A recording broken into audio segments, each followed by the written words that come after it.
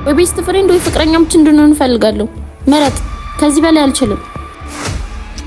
ከማስመሰልና ከመዋሸት ምረጥ እያልሽ ነው። ሁለቱንም አልፈልጋቸውም። ፍቅረኛሞች ባንሆን ቢያንስ እንኳን ቤስት ፍሬንድ ነው። እኔ ራሴን የምዋሽ ሰው አይደለሁማ።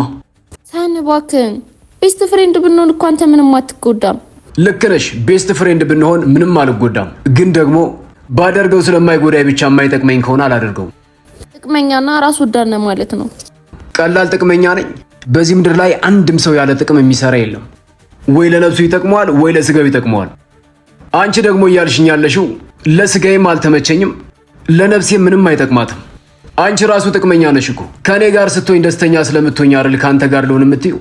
ሳንግል ለምንድን ነው ትረዳኝ? እባክህን። እውነትን ብትናገሪ ይረዳሽ ነበር። ግን ደግሞ ጥቅመኛ የሆነ ሰው ሌላኛውን ሰው ጥቅመኛ ብሎ ሲሳደብ በጣም ነው የሚያበሳጨኝ።